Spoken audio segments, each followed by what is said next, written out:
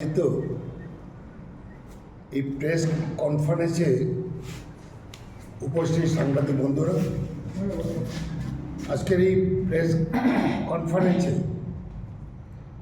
Advocate Narasimha Das এবং advocate Amritlal Shah, Rahul Debbarma, পূজন বিশ্বাস, তাদেরকে নিয়ে আমরা আজকে প্রেস কনফারেন্স করতে যাচ্ছি। মেইনলি আমরা ভারতবর্ষ আমাদের সংবিধানে ফলো করে আমাদের দেশ চলে সব কিছু।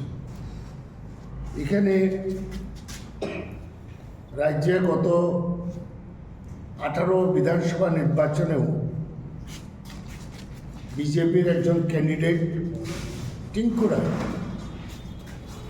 প্রথমতলা কর্তৃতে বিধানসভায় বিজেপির ক্যান্ডিডেট দাঁড়িয়েছিল। সেখানে ওই দেখেছি তার এফিডেভিটের মধ্যে উনি অসত্য তথ্য দিয়েছে। তারপরে 2023 52 চন্দ্রপুর বিধানসভা কেন্দ্রে উনি বিজেপি প্রার্থী হয়ে প্রতিদ্বন্দ্বিতা করেছেন। এখানে যে এফিডেভিটে উনি বলেছেন ওরা অসত্য। ওনার নিয়ম আছে যে কোনো যদি মামলা মোকদ্দমা থাকে কোনো ব্যক্তির বিরুদ্ধে, এটা এফিডেভিটে বর্ণনা করতে হয়। এরপরে কোনো ক্রিমিনাল কেস থাকে এটাও বলতে হয়। কিন্তু দেখা যায় ওই টিঙ্কু রায় বর্তমান মিনিস্টার, উনি দুটোটাই উনি মেনশন করেনি, যার জন্য চন্দ্রশেখর সিনহা কৈলাসহর পুলিশ স্টেশনে একটা মামলা দায়ের করেছে। এসপিকে দেওয়া হয়েছে ঊনকোটি ডিস্ট্রিক্টের, এবং অনেক কাগজপত্র তারা চেয়ে নিয়েছে, কাগজপত্র জমা দেওয়া হয়েছে, কিন্তু কেসটা এখনও রেজিস্ট্রি হয়নি। এই বিষয়ে যিনি মুখ্য ভূমিকা নিয়েছেন অনেক নরসিংহ দাস, উনি এই কেসটা পরিচালনা করছেন। আজকের এই প্রেস মিটে উনি এই বিষয়ে ব্যাখ্যা দেবেন।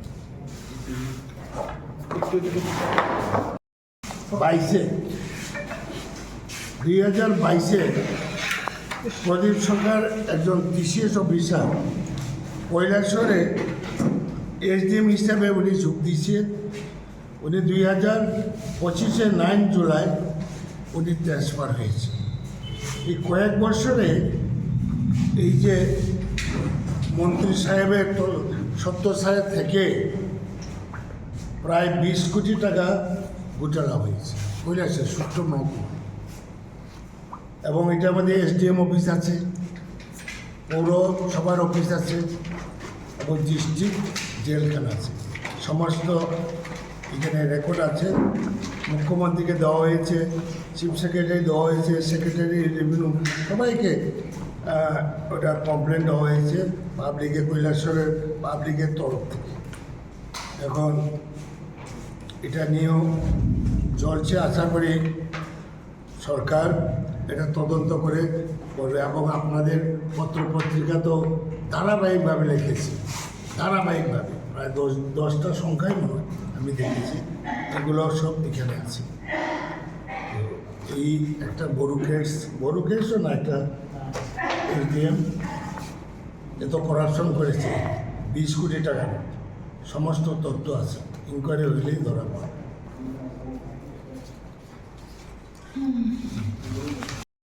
আপনারা কি চান?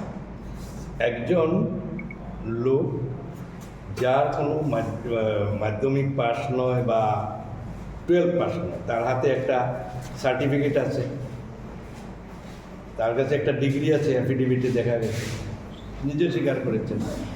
এভাবে যে বোর্ডই নাই, ভারতবর্ষে ফেক লিস্ট দিয়েছে সিবিআই, সে অনুসারে কারো হাতে এই ধরনের ফলস মার্কশিট বা এডুকেশনাল কোয়ালিফিকেশন থাকতে পারে না।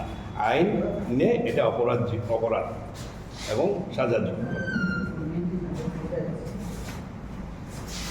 তাহলে যে কাজটা করেছে এটা কি আপনার কি মনে হয় যে ইচ্ছাকৃতভাবে জনসাধারণকে বা ওনার সমন্বয় ক্যান্ডিডেট হিসেবে দাখিল করেছে, এটা সম্পূর্ণ নিজে জানার সত্ত্বে এটা করেছে?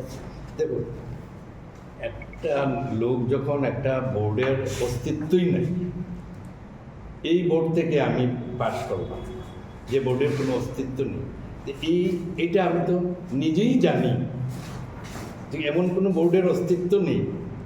এলাহাবাদ হাইকোর্ট বলে দিয়েছে, সিবিআই বলে দিয়েছে, তাহলে উনি জানবেন না কেন? ওনারও নলেজে আছে। কাজে এই ধরনের মার্কশিট, কোয়ালিফিকেশন পজেস করে রাখা, এটাও একটা আইনের চোখে সাজাযোগ্য অপরাধ। কারণ উনি যে কোনো সময় যে কোনোভাবে এই মার্কশিটগুলো ওনার শিক্ষাগত যোগ্যতা হিসাবে ব্যবহার করতে পারেন, সেটা অপরাধ। কার বিরুদ্ধে আপনাদের এই অভিযোগটা? টিঙ্কু রায়, বিধায়ক, আচ্ছা বলছি কোয়ালিফিকেশনে কি দিয়েছিল? 12 পাস। 12 দিয়েছিল। 12 পাস একটাই দিয়েছিল, মাধ্যমিক পাস কিছু দিয়েছে? না, ওটা দেয়নি। 12 পাস দিলে তো এটা ইমপ্লাইড 12 মাধ্যমিক পাস করেছে, সেটা তদন্তে প্রকাশ, যার জন্য তো আমরা তদন্ত